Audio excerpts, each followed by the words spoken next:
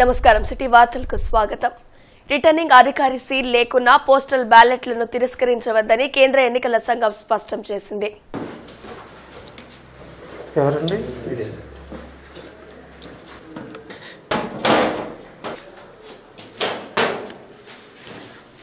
Polling సరళి చూశాక ఓడిపోతున్నామని వైసీపీకి అర్థమయ్యే వెబ్ కాస్టింగ్ బటన్ చంద్రబాబు చేతిలో ఉందంటూ తప్పుడు ప్రచారం చేస్తున్నారని టీడీపీ పాలిట్ బ్యూరో సభ్యులు వర్ల రామయ్య మండిపడ్డారు. మంగళగిరిలోని టీడీపీ కేంద్ర కార్యాలయంలో వర్ల రామయ్య మీడియాతో మాట్లాడారు.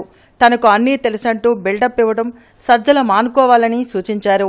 పిన్నెల్లి సోదరుల కబంధ హస్తాల నుంచి మాచర్ల ప్రజలకు విముక్తి కలగనుందని వర్ల వివరించారు. పోలింగ్ జరిగిన తర్వాత వాస్తవాన్ని గ్రహించారు, పోలింగ్ సరళి గమనించారు. ఇక ఆ రోజు నుంచి మొదలుపెట్టారు నిరాశ నిస్పృహలతోటి ఎవరు కనపడితే వాళ్ళ మీద అభండాలు వేస్తున్నారు, అపోహలు సృష్టిస్తూ ఉన్నారు. ఈ రోజున వాళ్ళ బ్లూ పత్రికలు అంటాం కదా, నీలి పత్రికలు, అవి ఆ నీలి పత్రికల్లో వెబ్ కాస్టింగ్ హైజాక్ అంట, వెబ్ కాస్టింగ్ హైజాక్ అని రాస్తూ ఆ బటన్లు నొక్కేది చంద్రబాబు గారి దగ్గర ఉన్నాయంట. ఏమి బుద్ధి లేని రాతలయ్యా మీది. పత్రిక ఉందని, చేతుల్లో పెన్ ఉందని మీ నోటికి వచ్చినట్టు రాస్తారా? Web casting manned by whom? అందుకన్నాను అవగాహన రాహిత్యుడు అతను సజ్జల రామకృష్ణారెడ్డి. అతనికి ఏమీ తెలీదు, తెలిసినట్టుగా ఒక మేధావిలాగా ఒక సృష్టిస్తాడు ఎదురు వాటిలందరికీ. సమాజానికి సేవ చేయాలనే దృక్పథాన్ని ప్రతి ఒక్కరూ కలిగి ఉండాలని Kaundinya educational trust chairman Narayana అన్నారు. మానవతా స్వచ్ఛంద సంస్థ కొరటాల ఇందిరా శేషగిరిరావు చారిటబుల్ ట్రస్ట్ సంయుక్త ఆధ్వర్యంలో జరిగిన ప్రతిభకు పట్టాభిషేకం కార్యక్రమంలో నారాయణ ముఖ్య అతిథిగా పాల్గొన్నారు. లక్ష్మీపురంలో జరిగిన కార్యక్రమంలో 10వ తరగతిలో 590 మార్కులపైన సాధించిన విద్యార్థులకు నగదు పంపిణీ చేయడంతో పాటు ప్రశంసా పత్రాలను అందించారు. 100% ఉత్తీర్ణత సాధించిన పాఠశాల యాజమాన్యాలకు సన్మానం చేసి అభినందించారు. స్వచ్ఛంద సంస్థలు అందించే ప్రోత్సాహాన్ని వినియోగించుకొని పేద విద్యార్థులు ఉన్నత శిఖరాలను అధిరోహించాలని కోరారు. మరి ఒక వ్యక్తిగా సహాయం పెద్ద చేయలేము. నాకు ఎక్కువ విద్యార్థులతోటి ఉండేటువంటి సంబంధాలతో నా దగ్గరకు వస్తూ ఉండేవారు. నేను చేయగలిగినంత అతి తక్కువ సహాయం చేస్తున్నా. అప్పటి నుండి నా మనస్సులో ఇలా ఒక్క వ్యక్తి చేయలేడు ఏమి కూడా, ఒక ట్రస్ట్ లాంటిది పెట్టి అనేక మందికి సహాయం చేయాలనేటువంటి కార్యక్రమం చేపట్టాము. అది నేను రిటైర్ అయిన తర్వాత కౌండిన్య ఎడ్యుకేషనల్ ట్రస్ట్ అనేటువంటి ఒక ట్రస్ట్ను స్థాపించాను. నా రిటైర్మెంట్ అమౌంట్లో 1 లక్ష రూపాయలు మొట్టమొదటిగా మేము ఈ కౌండిన్య ఎడ్యుకేషనల్ ట్రస్ట్లో ఫిక్స్డ్ డిపాజిట్లో వేసాం. 50,000 నుంచి 1,00,000 సంపాదించేవాడు మనలో చాలా మంది. దానిలో కొంచెం మనం సమాజానికి సేవ చేస్తూ, దానిలో కొంత సమయాన్ని మనకిచ్చిన దేవుడిచ్చిన సమయాన్ని కొంచెం సమాజం గురించి ఆలోచిస్తే, సమాజం నుంచి మనం పొందే దానిలో మనం పొందేది 5% అప్పుడు ఉంటుంది.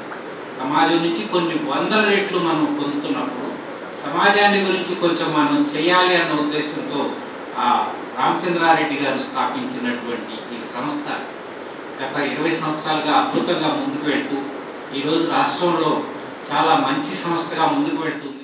ఆంధ్ర ప్రైమ్ హాస్పిటల్ ఆధ్వర్యంలో మెగా వైద్య శిబిరం జరిగింది. ఏటుకూరులో నిర్వహించిన ఈ మెడికల్ క్యాంపును హాస్పిటల్ చైర్మన్ డేగల ప్రభాకర్ ప్రారంభించారు. సూపర్ స్పెషాలిటీ వైద్యులు పాల్గొని రోగులను పరీక్షించి తగు సలహాలు సూచనలతో పాటు ఉచితంగా మందులను అందించారు. ల్యాబ్ టెస్టులను నిర్వహించి వ్యాధి నిర్ధారణ చేయడం ద్వారా సత్వర చికిత్సను అందించే అవకాశం ఉంటుందని డేగల ప్రభాకర్ తెలిపారు. అధునాతన వైద్యంను తక్కువ ఖర్చుతో పేదలకు తమ హాస్పిటల్ ద్వారా అందిస్తున్నట్లు వివరించారు. ఆంధ్ర ప్రైమ్ హాస్పిటల్ వారి ఆధ్వర్యంలో ఉచిత మెడికల్ క్యాంప్ జరుగుతూ ఉంది. దీనికి పెద్ద ఎత్తున ఏటుకూరు, బొంతపాడు గ్రామ ప్రజలందరూ కూడా వినియోగించుకోవాలని చెప్పేసి కోరుకుంటూ, అలానే ఆంధ్ర ప్రైమ్ హాస్పిటల్లో అన్ని విభాగాలు చెందిన డాక్టర్లు కూడా ఉన్నారు. అట్లానే అత్యాధునిక పరికరాలతోటి కూడినటువంటి ఆంధ్ర ప్రైమ్ హాస్పిటల్ ప్రతి ఒక్క గ్రామ ప్రజలకి అందుబాటులోకి తీసుకురావాలని చెప్పేసి, అలానే పేద ప్రజలకి ఆంధ్ర ప్రైమ్ హాస్పిటల్ వారి ఆధ్వర్యంలో వాళ్ళ వంతుగా సహాయ సహకారాలు అందించాలని చెప్పేసి ఒక దృఢ నిశ్చయంతో ప్రతి సుదర్శిని ఐ హాస్పిటల్ గుంటూరు మహానగర్ వికాస్ తరంగిణి సంయుక్త ఆధ్వర్యంలో ఉచిత మెగా కంటి వైద్య శిబిరం జరిగింది. పాతగుంటూరులోని యాదవ హైస్కూల్లో నిర్వహించిన ఈ వైద్య శిబిరంలో డాక్టర్ గణేశుని రాజేష్ తో పాటు ఇతర వైద్యులు పాల్గొని కంటి సమస్యలతో బాధపడే రోగులను పరీక్షించారు. అర్హులైన పేదలకు ఉచితంగా శుక్లాల ఆపరేషన్ తమ హాస్పిటల్లో నిర్వహించనున్నట్లు డాక్టర్ రాజేష్ తెలిపారు. గుంటూరు మహానగర్ వికాస తరంగిణి ఆధ్వర్యంలో అనేక సేవా కార్యక్రమాలను చేపట్టినట్లు కోఆర్డినేటర్ సత్యనారాయణ చెప్పారు. ఇవాళ గుంటూరు మహానగర వికాస తరంగిణి వీరు వచ్చిన పేషెంట్లందరికీ కూడా ఉచితంగా మందులు ఇవ్వటానికి ముందుకొచ్చారు. చాలా సంతోషం. మా హాస్పిటల్ తరపున ఈ క్యాంపులో ఇవాళ పరీక్ష చేసిన వాళ్ళందరికీ ఇప్పటికీ దాదాపు ఒక 120 మంది దాకా అయినట్టున్నారు. వీళ్ళందరికీ కూడా అర్హులైన పేర్లందరికీ కూడా ఉచితంగా కంటి ఆపరేషన్లు, శుక్లం కంటి ఆపరేషన్లు మన సుదర్శిని కంటి హాస్పిటల్లో చేయబోతున్నాం. సుదర్శిని కంటి ఆసుపత్రి వాళ్ళ సౌజన్యంతో ఈ క్యాంపు నిర్వహిస్తున్నాము. డాక్టర్ రాజేష్ గారు మాకు ఎంతో సహాయ సహకారం అందజేశారు. వారి ఆధ్వర్యంతో ఇక్కడ ఈ ఐ క్యాంపు ఉచిత ఐ క్యాంపు, ఇక్కడ ఏం ఫీజులు ఏమి ఉండవు, మందులు కూడా ఉచితంగా ఇవ్వడం జరుగుతుంది. మరి చిన్నజీవస్వామి గారు అనేకమైనటువంటి సేవా కార్యక్రమాలు చేస్తూ ఉన్నారు. అందులో ఈ భాగంగా ఇది ఒకటి చేస్తున్నాం.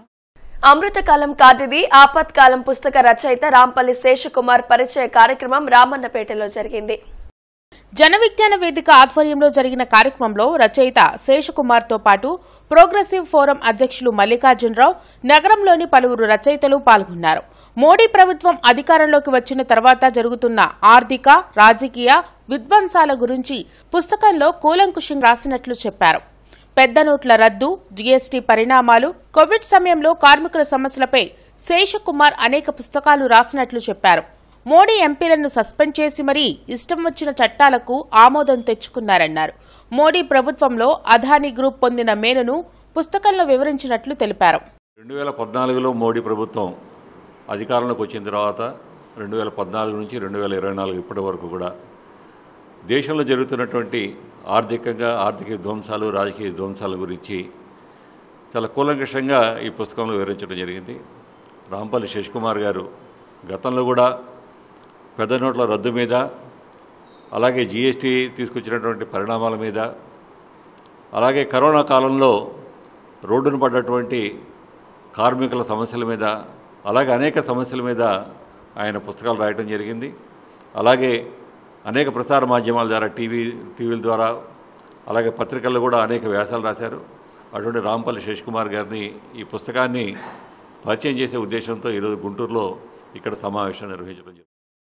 సస్పెండ్ చేసి మరి కావాల్సిన చట్టాలు పాస్ చేయించుకోవడం, ఏ రకంగా పాలసీ కావాలంటే ఆ రకంగా పాలసీలు మార్చుకోవడం, అసలు ప్రభుత్వంలో ఉన్న అధికారులు ఇది తప్పని చెప్తున్నా కూడా వాళ్ళ సలహాలను సైతం బేఖాతరు చేసి కేవలం కొంతమందికి కావాల్సినటువంటి వారి ఆర్థిక ప్రయోజనాలను కాపాడేటట్టుగా విధాన నిర్ణయాలు చేయడం జరిగింది. కాకపోతే ఇందులో చాలా జరిగినప్పటికీ మరీ ముఖ్యంగా మనం 10 ఏళ్లలో గమనిస్తే అత్యంత ఎక్కువగా లాభపడ్డది గౌతమ్ అదానీ గ్రూప్.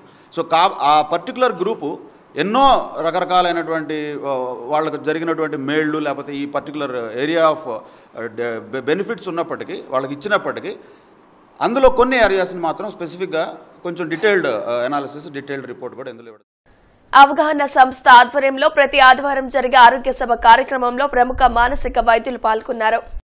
ప్రపంచ మనోవైకల్య దినోత్సవం సందర్భంగా అరండల్పేటలోని అవగాహన సంస్థ కార్యాలయంలో జరిగిన కార్యక్రమంలో మానసిక వైద్యులు డాక్టర్ కోట సురేష్ కుమార్, హరిమానస, సాయిమిత్ర, సౌమ్య పాల్గొని మనోవైకల్య సమస్యలపై అవగాహన కల్పించారు. అన్ని వయసుల వారిలో తలెత్తే మానసిక ఒత్తిడి, తెలియని ఆందోళన, డిప్రెషన్ లాంటి సమస్యలకు అందించే చికిత్స విధి విధానాలను వివరించడమే కాకుండా అనేక రకాల సందేహాలను నివృత్తి చేశారు. కార్యక్రమంలో కొండా శివరామిరెడ్డి తదితరులు పాల్గొన్నారు. ఫిజికల్గా శరీరంగా ఎవరికైనా స్ట్రోక్ వస్తే వాళ్ళకి ప్రాబ్లం, ఇక్కడ మానసికంగా ఒక వ్యక్తికి వస్తే కుటుంబం మొత్తానికి ప్రాబ్లం. ఎందుకంటే ఎవరితో గొడవ పడవచ్చు, ఇంకోటి చేయొచ్చు. రెండోది గ్రాండైజ్ డెల్యూషన్స్ అంటాం. అంటే నాకు తిరుగులేదు, నేను చాలా గొప్పవాడిని, నేను భగవంతుడి అవతారాన్ని, మీకు ఏ సమస్య అయినా నేను పరిష్కరించగలను. ఈ కరోనా గురించి ఏంటి తలలు బద్దలు కొట్టుకుంటారు అందరూ, నేను 2 రోజుల్లో పూర్తిగా నయం చేసేవాడిని, నన్ను నమ్మలేదు అని చెప్పి మాట్లాడతారు. ఇది కూడా స్కిజోఫ్రెనియాలో ఒక లక్షణం. సో ఇలాంటి లక్షణాలు గల వ్యాధి స్కిజోఫ్రెనియా ఈజీగా ఐడెంటిఫై చేయొచ్చు మనకు ఆ విషయం తెలిస్తే. శ్రీనివాసరావు తోట 6వ లైన్లోని శ్రీ వీరాంజనేయ స్వామి ఆలయంలో 50వ వార్షిక జయంతి కళ్యాణ మహోత్సవాలు ఈ నెల 31 నుండి జూన్ 5 వరకు జరగనున్నాయి. ఉత్సవాలకు సంబంధించిన పాంప్లెట్స్ ను కమిటీ సభ్యులు ఆలయ ప్రాంగణంలో ఆవిష్కరించారు. ప్రతిరోజు జరిగే ప్రత్యేక పూజల్లో భక్తులు పాల్గొనాలని ఆలయ కమిటీ అధ్యక్షులు సుబ్రహ్మణ్యం కోరారు. కార్యక్రమంలో తోట వెంకటేశ్వర్లు, కోటేశ్వరరావు తదితరులు పాల్గొన్నారు. శ్రీనివాసరావుపేట 6వ లైన్లో వేయించేసి ఉన్న శ్రీ ఆంజనేయ స్వామి 50వ సంవత్సరం జయంతి ఉత్సవాలు రేపు 31, ఈ నెల 31/5/2024 మొదలై 5వ తారీఖు 6వ నెలతో ముగుస్తుంది. కనుక 31వ తారీఖు ధ్వజారోహణ అంకురార్పణ కార్యక్రమం జరుగుతుంది. 1వ తారీఖు స్వామివారి కళ్యాణం జరుగుతుంది. 2వ తారీఖు స్వామివారి హోమం జరుగుతుంది. 3వ తారీఖు నగర ఊరేగింపు కార్యక్రమం జరుగుతుంది. 4వ తారీఖు పూజా కార్యక్రమాలు జరుగుతాయి. 5వ తారీఖు అన్నప్రసాద కార్యక్రమాలు జరుగుతుంది. ఈ వార్తలు ఇంతటితో సమాప్తం. నమస్కారం.